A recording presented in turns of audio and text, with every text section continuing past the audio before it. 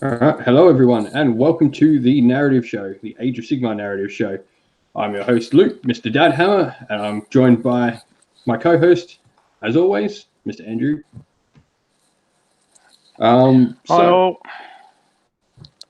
So, as normal, we're going to be going through some Age of Sigmar narrative, and today we picked Fyreslayers, which quite an interesting topic.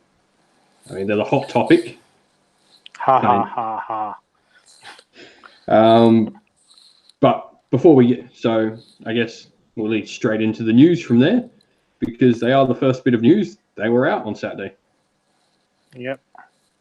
Battletome, Endless, Magmic Invocations, and the Pizza Oven. Yes. The name eludes me. I cannot remember the name of it. Furnace something. Really good narrative here. But Pizza. Yeah, won't talk too much about that because I'm sure we'll get into plenty more of that. The next bit of news that we got today is that Slaanesh is next week. Yeah. Hot off the heels of Fyreslayers. Yeah, special character, Keeper of Secrets. Yeah. I have a name, Shalaxi Hellbane. A new one completely, so no Nakari or any of those ones. Yeah. So. Yeah. And they did make a reference to something about the Lord of the Hunt or something. So. Yeah. So it seems to me like the whole release is just coming out in 1 week. Yeah, that's kind of the message impression I got. So. Yeah. So you got the Daemon Prince with like the herald on the shoulder. Yeah. Which I think is cool. Someone showed me a picture of Xerxes from 300, and he's like, I want to make him this. Yeah. Yeah. And the chick on the top doing her gymnastics routine. Yeah. And then we got a new mask, the endless spells. I assume they will actually be endless spells this time. You'd think so, yeah. The one with the face with all the tongues coming out of it is just, so cool. Yeah. I do like the idea of the little razor blades just rolling around the battlefield. We'll see what. I mean, they all look pretty cool. The terrain piece. I assume that's what that thing was. The mirror. Icon with the face. Yeah, the Slaanesh icon with the face. Yeah. The mirror part. I assume that was the terrain piece. That was new too. We haven't seen that before. I hadn't anyway. No, I think it did come out with the other preview before the terrain piece did anyway. I think. Yeah, the only bit that was sort of brand new today, I think, was the special character keeper. Yeah, and so it all seems like it's coming out next Saturday. Yeah. Everything. That would be the impression I got from it anyway.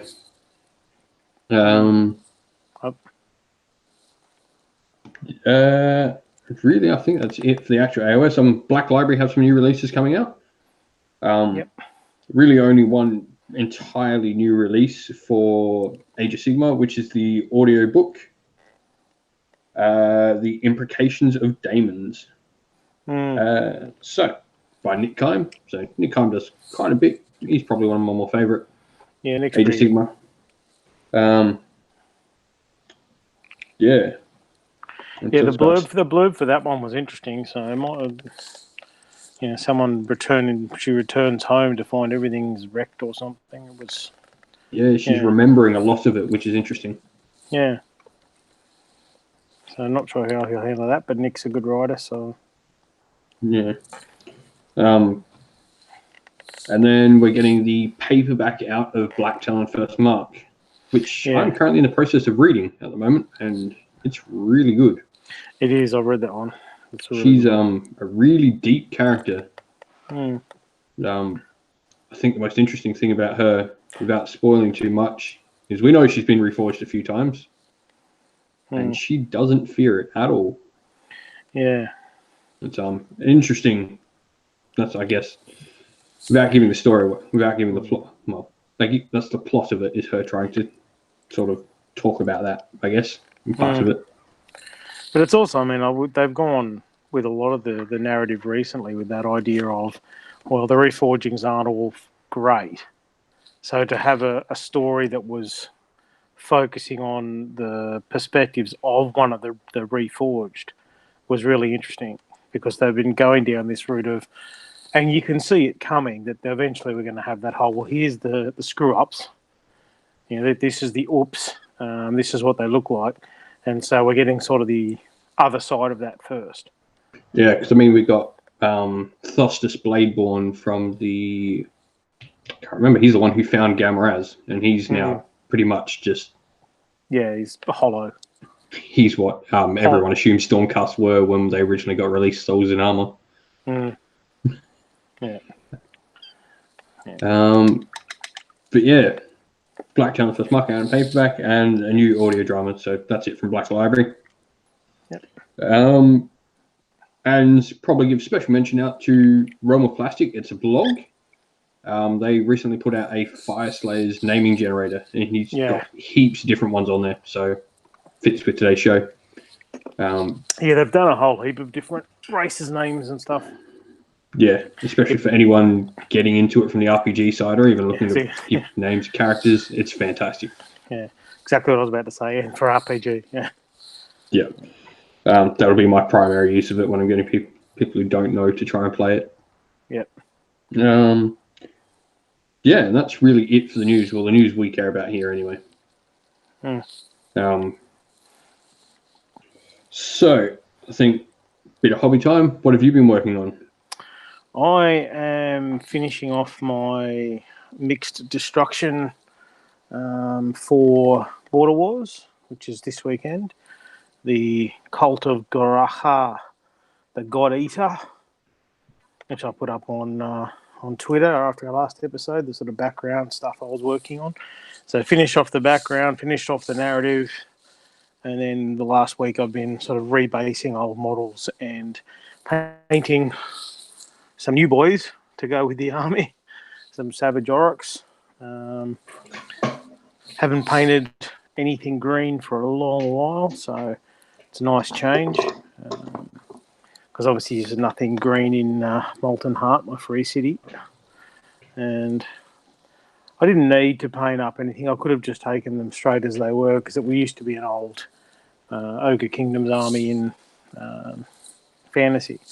But I just figured make it a bit more themey, add a unit of Oryx, followers of the God Eater. Yeah. Nice. What about you? Just been working on more parts of the Free City army that I've been doing up. I painted up a Mistweaver. Yeah. She is gorgeous. Yeah. Saw her on Twitter. Yeah. And then finished off some Liberators, updating the Stormcast scheme. And yes, they are painted up like Ultramarines. Ew. Originally started as a really shit stir army, and then it turned out into a really cool color scheme. I'm like, this actually works on them. So, and about to start work on the Chibi cannon from Skull Pass. Yeah. Well, actually, the blue would go quite well with your free city, with the whole Rainmaker and stuff. Anyway, so well, that's the idea. Got the rain and stuff down. Sort of try to water it up on all the mist. Around her. And then, like I said, I've been reading Black Talon. Just that. That's better.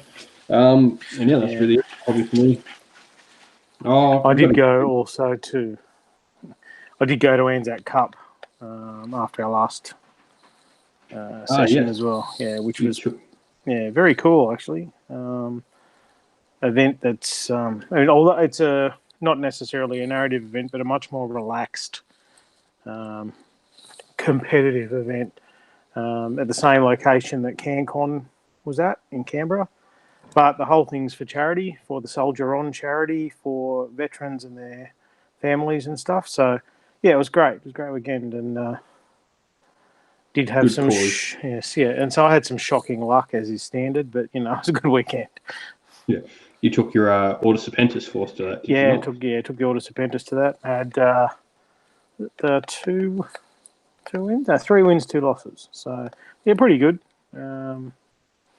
And the last one was against James Maybury from Mortally Wounded. Good game, but I'm pretty sure his dice don't have numbers on them other than 5 and 6. And if you listen to Mortally Wounded, shout out to Mortally Wounded, he talks about that in the last episode as well. His dice were on fire.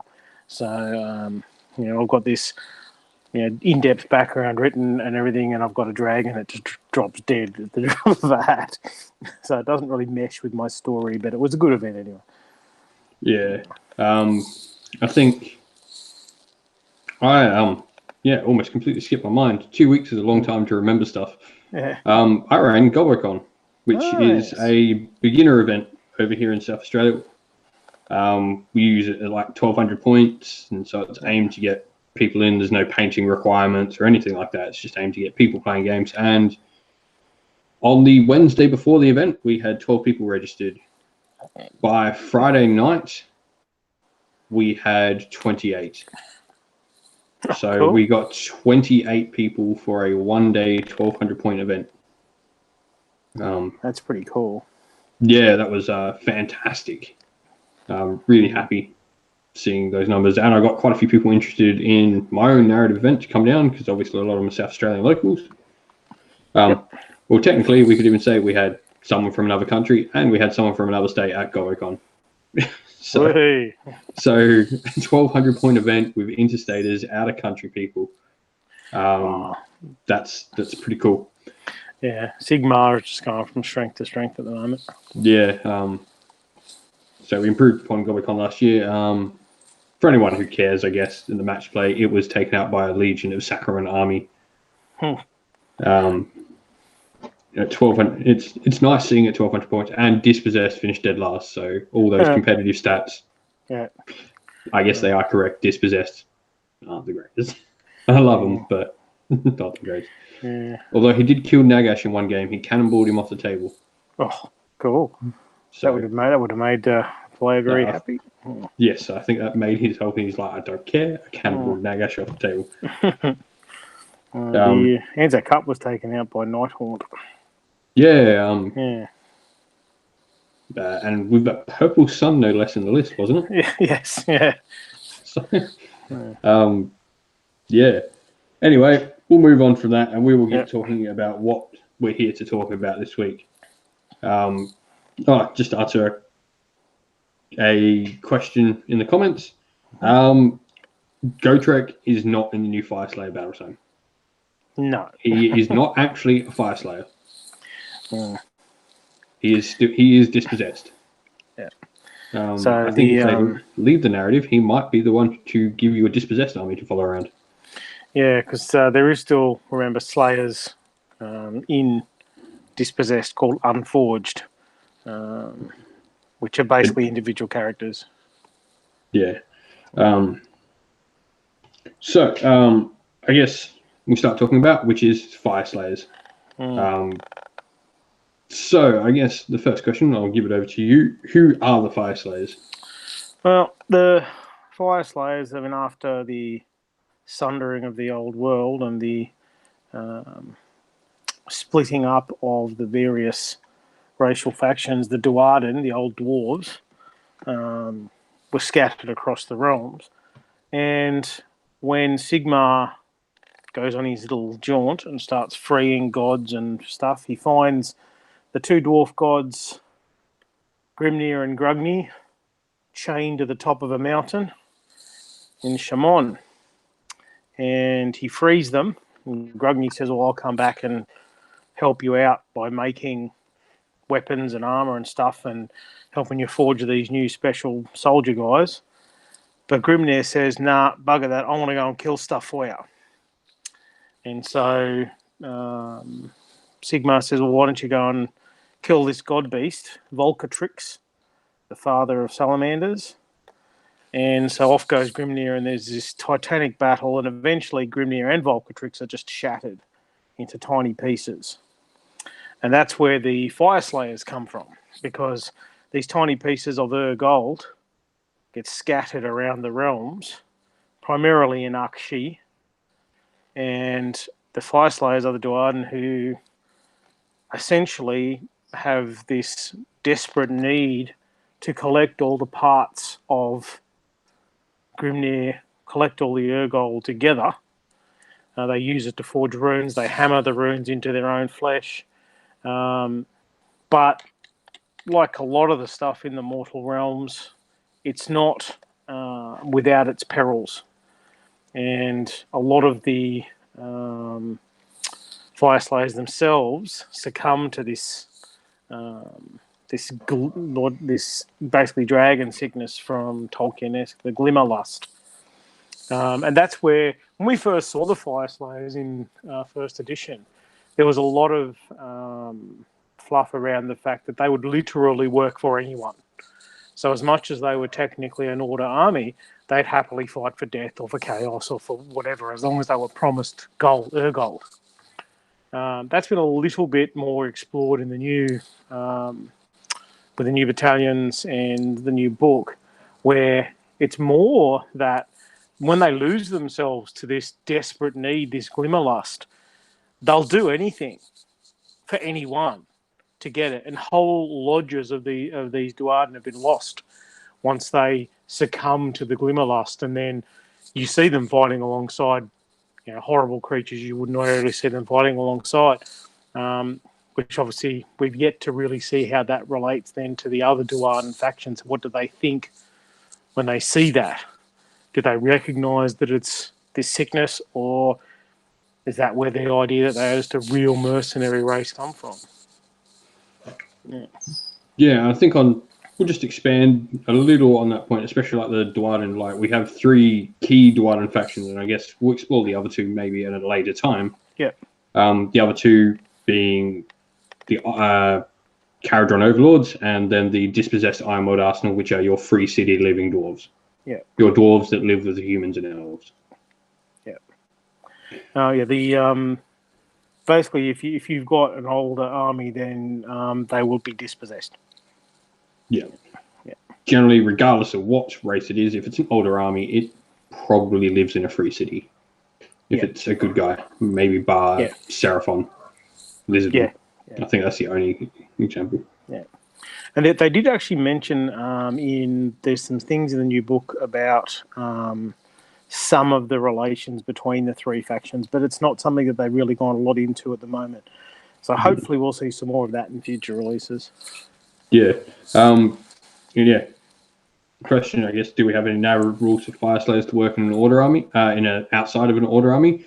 No, there's not any actual rules. However, it's as simple as just, I guess, like they don't work with, so you don't even need to change the keyword to do it. In a narrative game, you can just have Fyreslayers and Chaos. You wouldn't give them the Chaos keyword or anything, because they still don't like those Chaos. They're not working with those Chaos people. They're working to get the Urgold. And if the Chaos people are punching through the same fortress that they want to get into to get the Urgold, it's win-win for them. They'll probably beat the Chaos. And I think that's an important thing to note too. I mean, what we're talking about here is the narrative. And if you have a narrative reason, you're going to a narrative event, or you play a narrative campaign with your friends or with your local group or whatever, and you want to talk about a Fyreslayer lodge that really has been lost to the Glimmerlust, and you want to put them alongside, Archaon or Nagash or anyone like that, then you can do it. You just explain in your story, this is why these guys are here. I guess this is like a cool subject to explore upon as well. And it doesn't just work from the Fyreslayers perspective. You could have like Archaon and Nagash are mighty powerful wizards. They could literally be fooling the Fyreslayers to think there's Urgold. Yeah. So like you could go from that route that Archaon or Nagash or whatever your sorcerer is so powerful, he's fooling the Fyreslayers. Yeah, it would work really well with it, because given Shimon is one of the strongholds of Tzeentch, have some Fyreslayers from Shimon who've just been completely duped by a Tzeentchian sorcerer. He's convinced them that they've got this massive stockpile of Urgold, and you better come and help us fight, and off they go.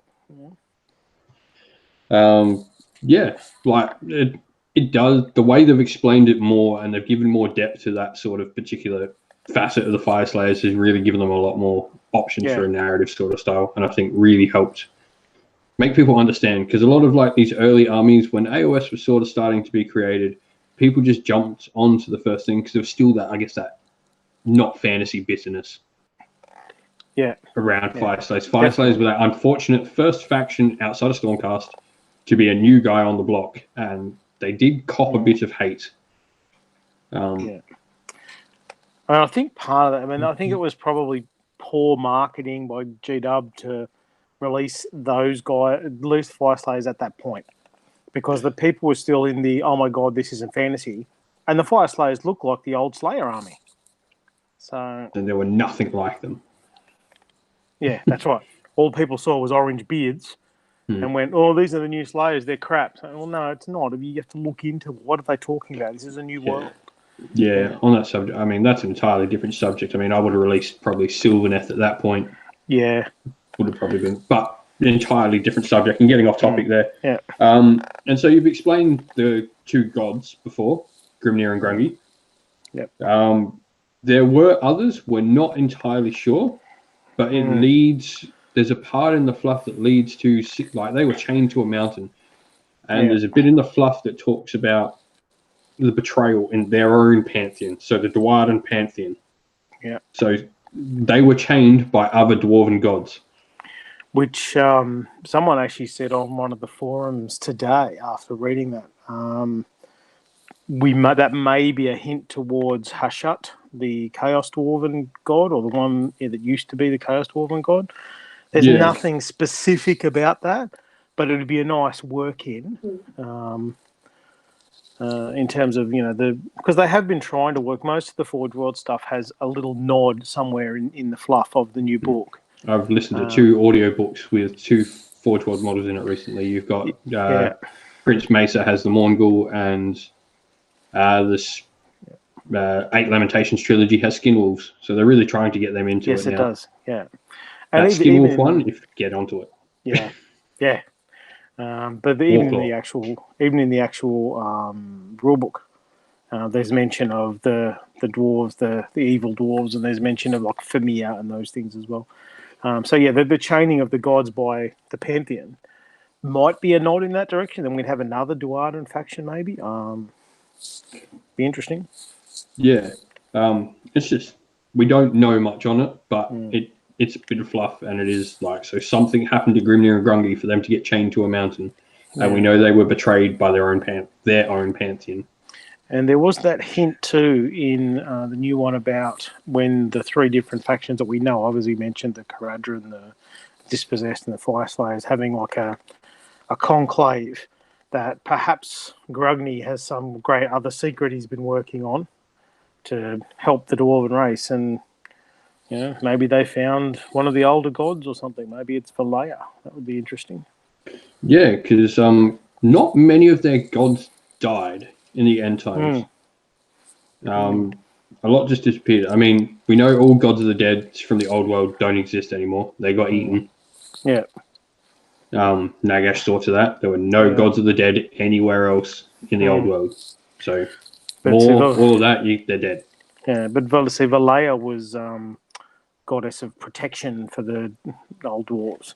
And that would make a really interesting sort of, given the way that the narrative in Sigmar is going, you could then work in sort of shield maiden type dwarves following her or something. That would be a cool, if not a whole army, at least another force to use with Dispossessed or something. Yeah. So I think the next sort of thing, we've sort of explained the purpose and the goal. Their purpose is to collect our gold.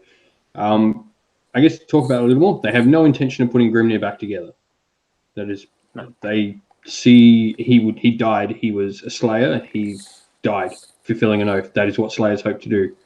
So there's no way these people who, I guess, believe in that method, that way of life, are going to put back together someone who died. They have no intention. Although not all Fyreslayers see it as he went and did Sigmar a service. Some see that Sigmar could have picked anything, and he just happened to pick the thing that would destroy Grungy. And so some Fyreslayers are bitter towards Sigmar for having their god killed in such a way.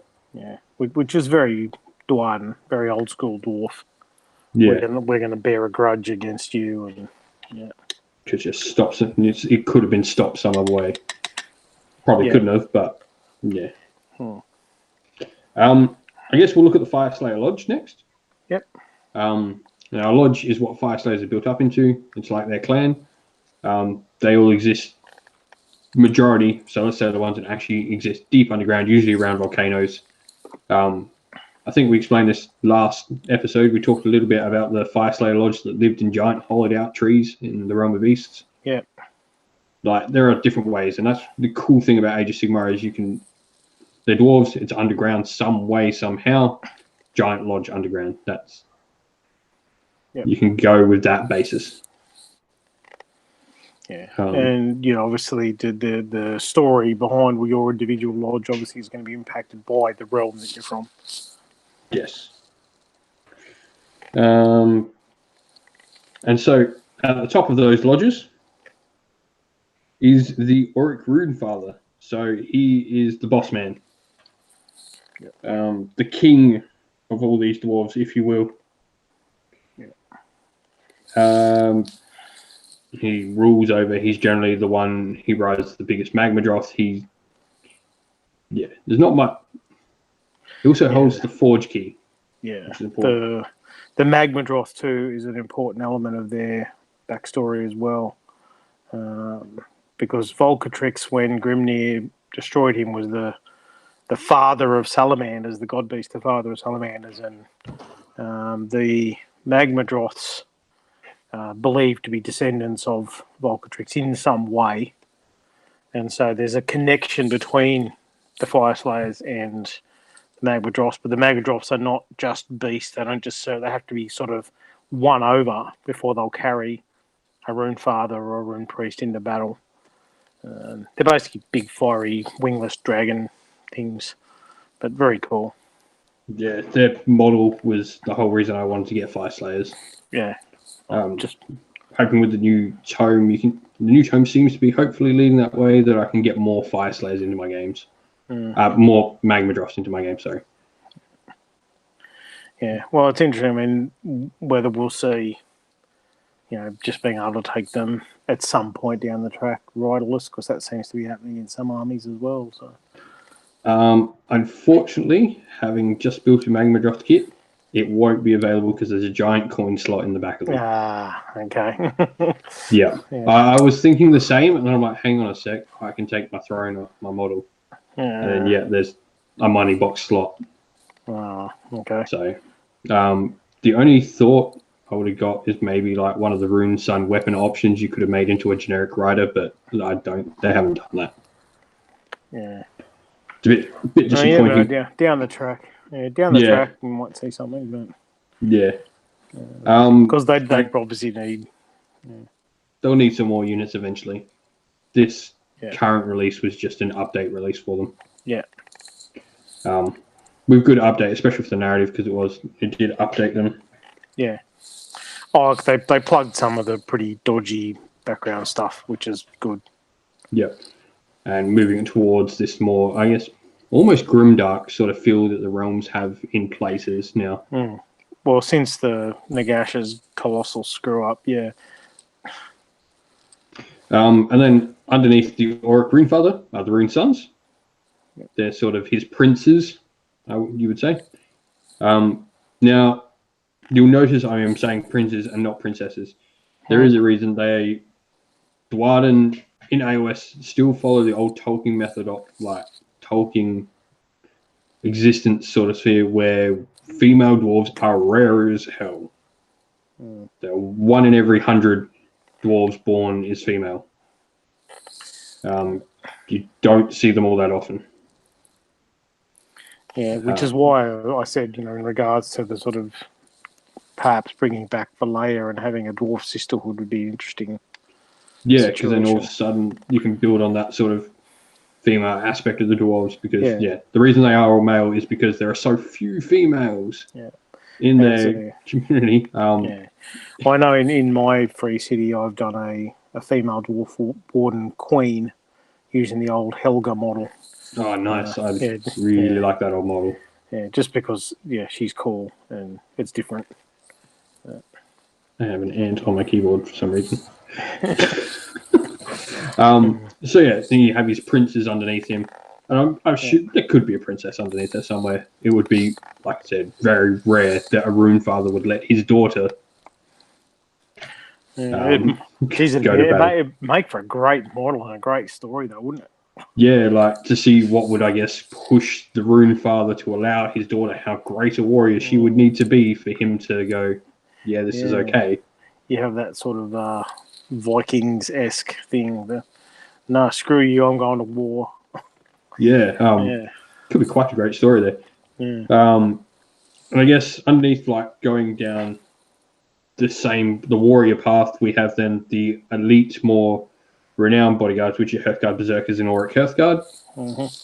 They're effectively the brotherhoods that protect the princes and the Rune Father and Rune Sons and the Rune Masters, who we'll get onto later. And then we have Battlesmiths and Volkite Berserkers, who are they're your line. They're your average Fyreslayer that go to war. And average Fyreslayers, there's a lot to an average Fyreslayer, but they are your average Fyreslayer. And then we have the Zagrim, which are your magically attuned, which are your Rune Master and Runesmiters. And they, as their name suggests, they're the ones that put the rune, they're the ones masters of the runes. And they make the runes, they hammer the runes into the flesh of other slayers.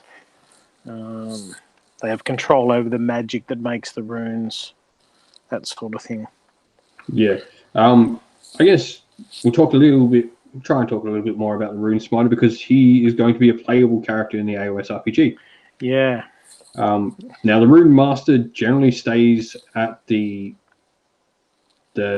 lodge. He rarely leaves. He's making the Master Rune for the lodge.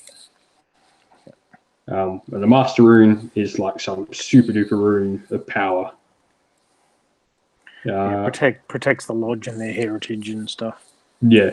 The Runesmiters are like all his apprentices, and there's usually quite a few within any lodge. And they go out and fulfill quests. So he wants some powerful artifact to make a rune out of. They're the ones who go get it. And I guess in the AoS RPG, that's your sort of purpose. It's like, well, what are you after? What has a Rune Master sent you out to do to make you go out into the world? Yeah, I'd imagine running that sort of character in the RPG, that you'd have to write that in.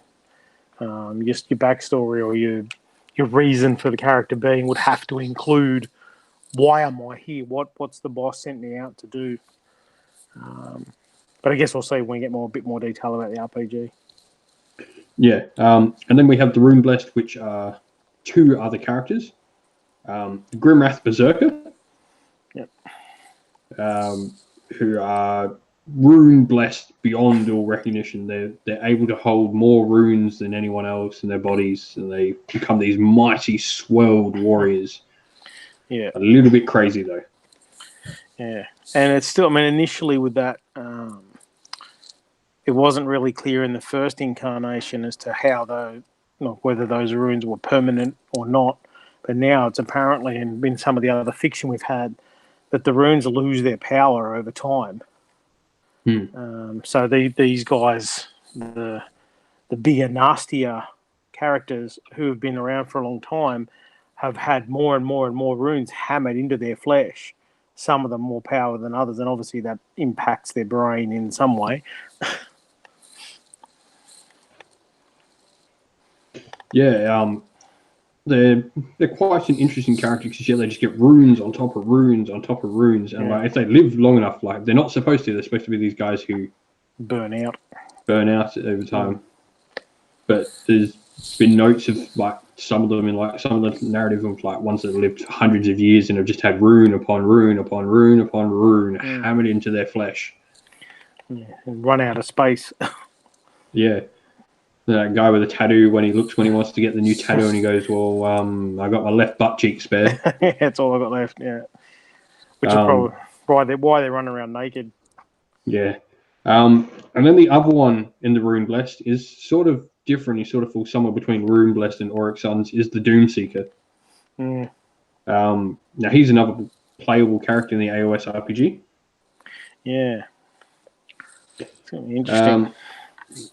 He was originally released in Warhammer Quest, and he is probably your most traditional Slayer if you know old fantasy.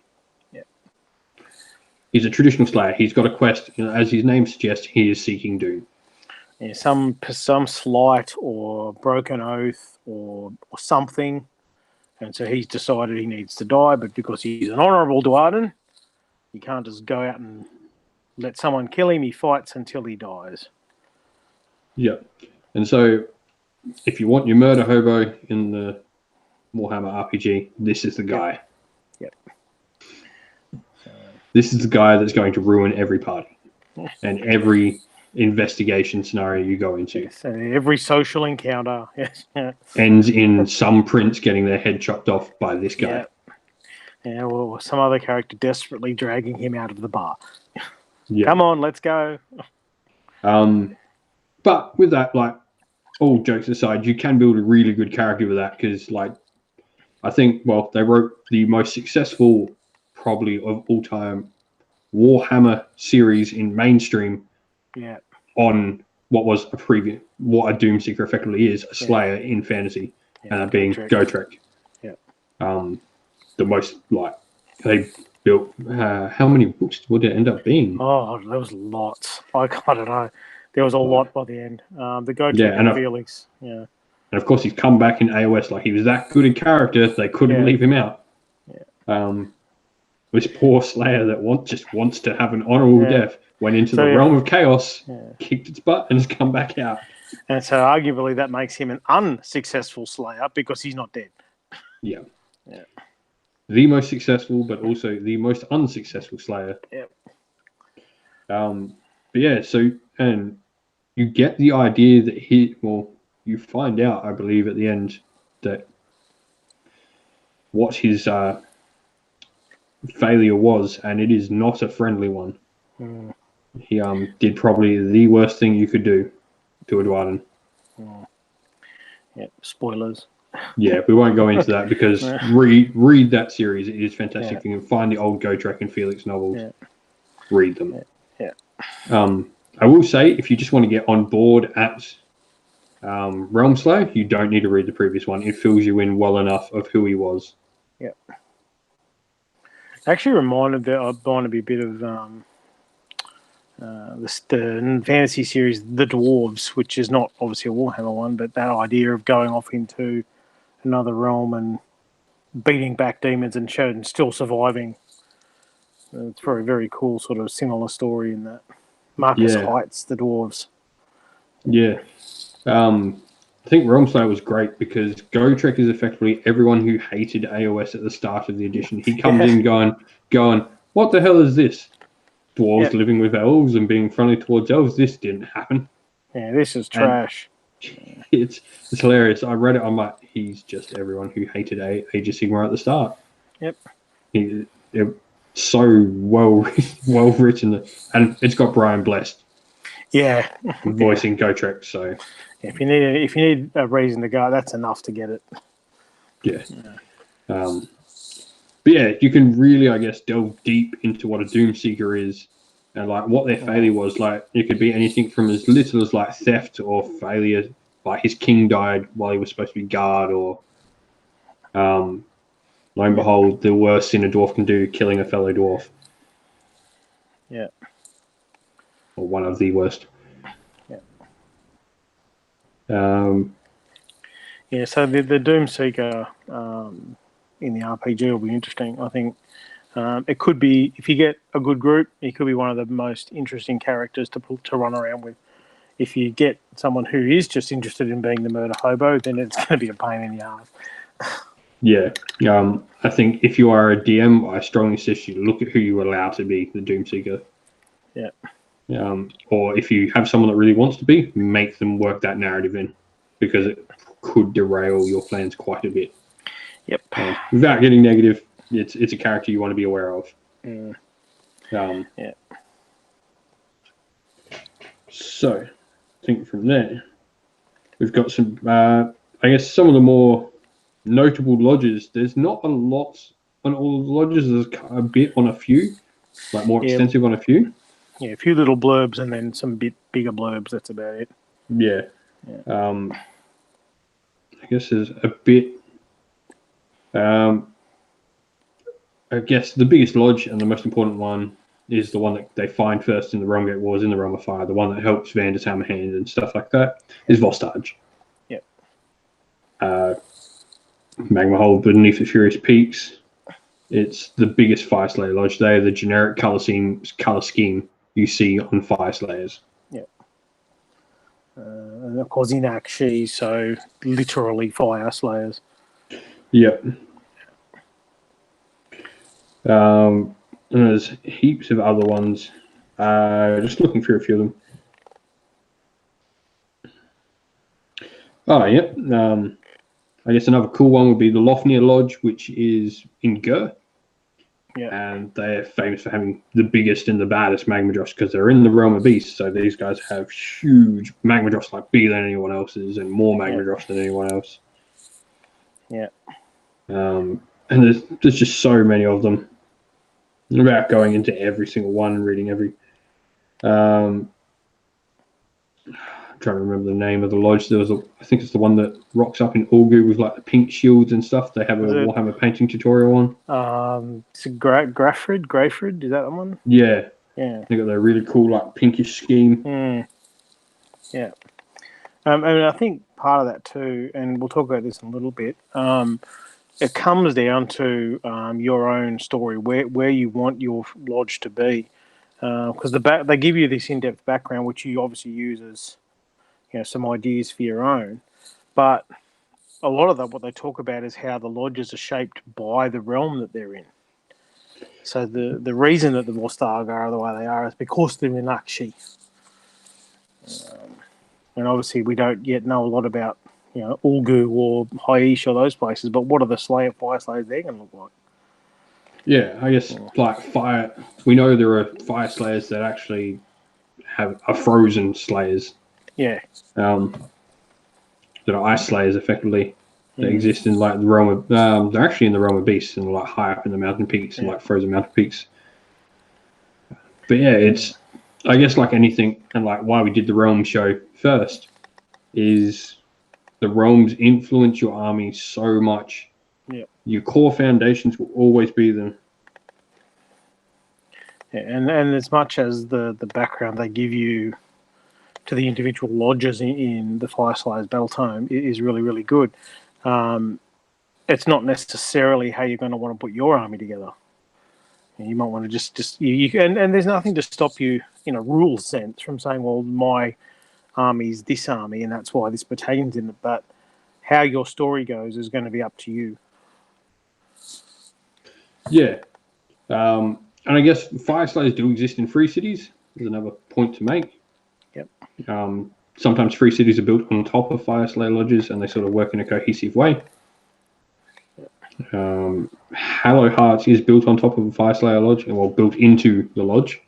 Yep. For instance, one very popular free city for anyone who plays Order Draconis. Yeah.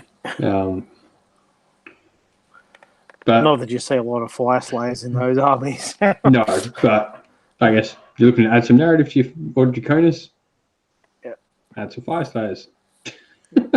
I mean, can't go wrong with adding 30 Volkart Berserkers to an army with 4 dragons. No. No. But yeah, I think as we've gotten onto those points, like the realms, they just influence so much of what we do. Yeah. I guess that's talking about how we involve them in our narrative. Have you used Fyreslayers at all in any narrative projects you've done before?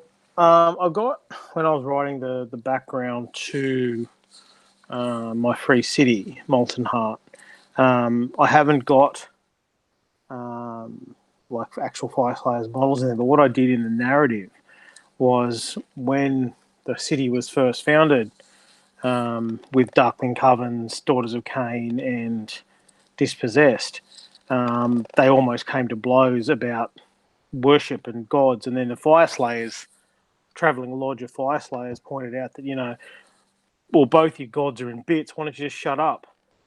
And that led them in the direction to the cult of the dismembered god, which is the state religion, if you like, in Molten Heart today.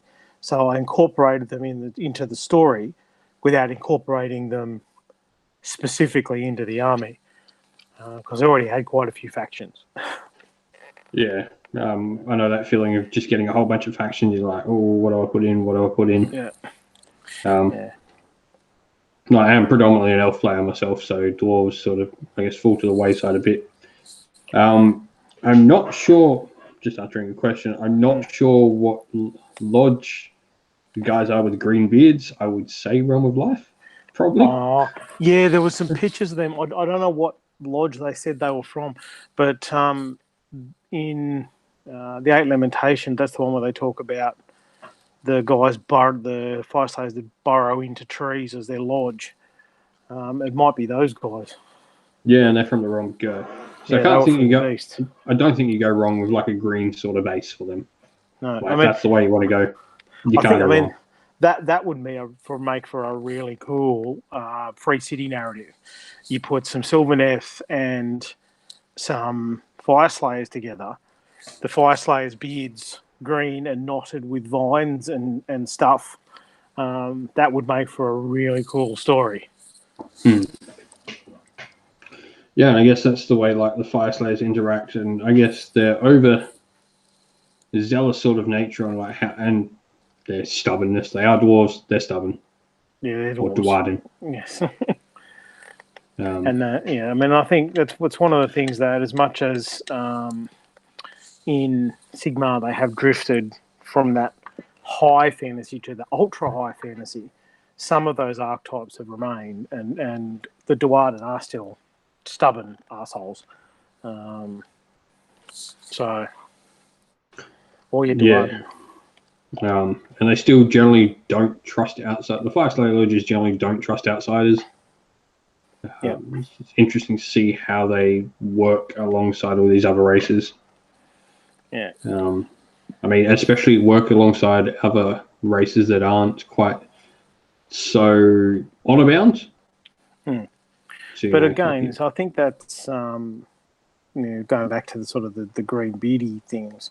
You can do that in your own story, like the idea that we don't trust people, but people I think forget a lot of the time that the Mortal Realms is not brand new anymore. It's been a lot. We've had multiple ages of the world, the realms. So you could have a lodge of Fyreslayers that has actually lived alongside Sylvaneth or even Ideneth for literally generations. So in terms of we don't trust outsiders, those people are no longer outsiders. Yeah. And you work that into your narrative, and I think it's part of it, like, because we've got this expensive narrative now, I'm not just stuck there. You can now choose, are they ones that hate outsiders, or are they ones that have actually merged into a free city and they now live alongside these races? Yeah. As we said earlier, even when you're talking about a narrative game, put them alongside whoever you want. Especially if you're looking at sort of the realm of Gur. Maybe some Fyreslayers have subjugated some grots to do their menial work.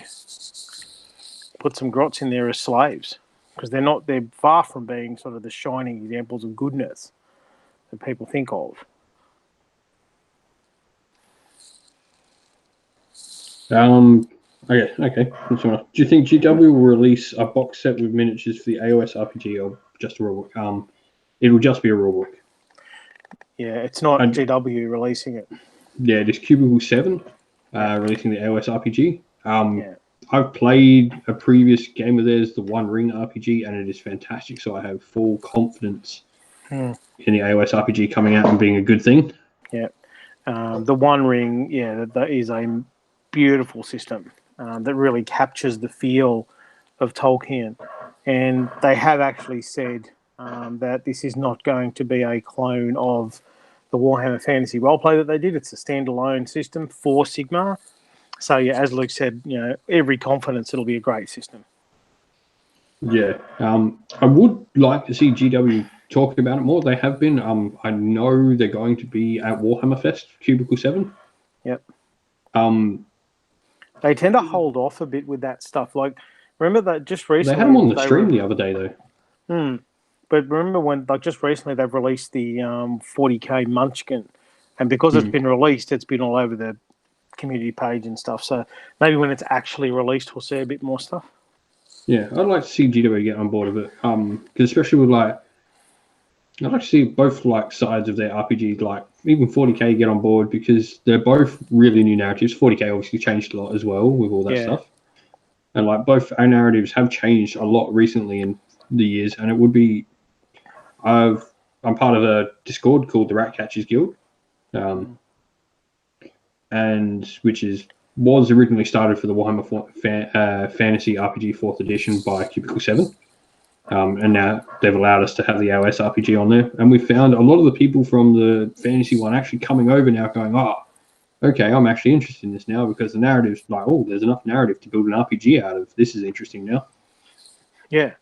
And I think GW need to sort of maybe push that a bit more or like talk about these RPGs a bit more because they really can be a big thing in getting people on board with that narrative.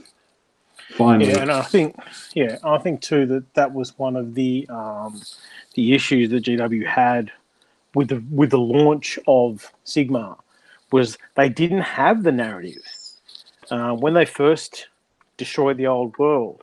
Part of the reason there was that big hurdle was because we had so little narrative, and now as we've expanded and with second edition, people are just flooding in and they've worked out this is not just a crap copy of something. It's a flourishing world with its own stories. The fact that we can put a RPG in it means that we can all be a part of that narrative. Yeah, I think it's come leaps and bounds from where it was. Yeah. Just answering the question, yes, it is a D6 system. It's a D6 pool system. Yeah. So where you have like a set number you need to make and you roll, say, oh, you need 3 successes and your successes are on a 3+. You need to roll 6 dice, for instance, on maybe this particular test, and you need 3 dice to be a 3 or more. Yeah. That's how this works. Yeah, and the Warhammer Fantasy RPG 3rd edition, while it had its own, because it was done by Fantasy Flight, it had its own ridiculous dice with their own symbols and stuff. It was the same thing. You had a pool. You had a pool system though. It was the same thing. Yeah. Yeah. And that part of the reason that flopped was because they didn't just say use D6s. Yeah. But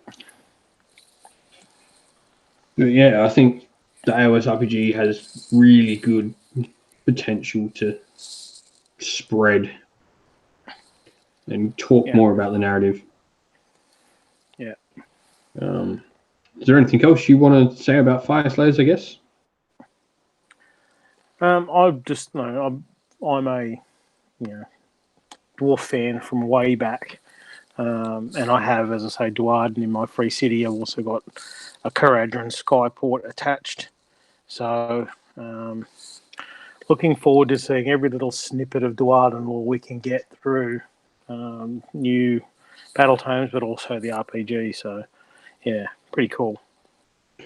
Yeah. Not much of a dwarf person myself. I'm gonna be honest here. I'm an elf guy. I mean, you fall on one side or the other generally.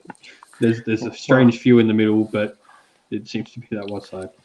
Well, as many people have pointed out, I look too much like a dwarf myself to not be a dwarf person. Yeah, I mean, you're a spitting image of a Fyreslayer.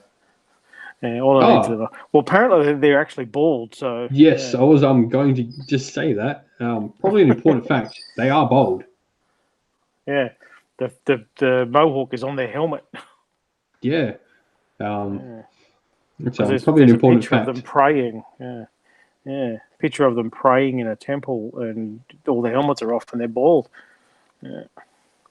So, bit of an important thing. You can't get dragged around by your hair. Yes. Yeah. Sure. But yeah, I guess that's really it for Fyreslayers. Yeah. I guess we'll talk a little bit about what we're going to talk about next week before we get on. Won't talk too much into it because we'll save that for next week's show. Slaanesh.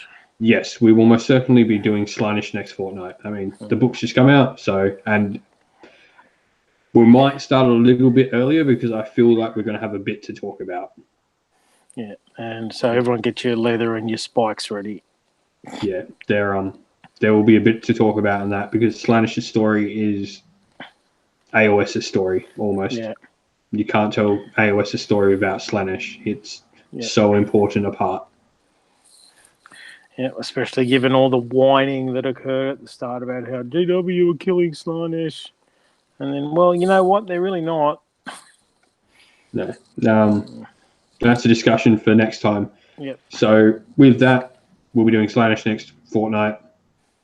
Thank you all for joining us. Thanks for the questions in the comments down below. We will be back roughly the same time. Like I said, potentially maybe earlier or we'll run later. There'll be a bit more to talk about next week with Slaanesh. There's so much to talk about in that story. Yep. So, without further ado, have a good night. We'll catch you all later. Thank you for joining us. See ya.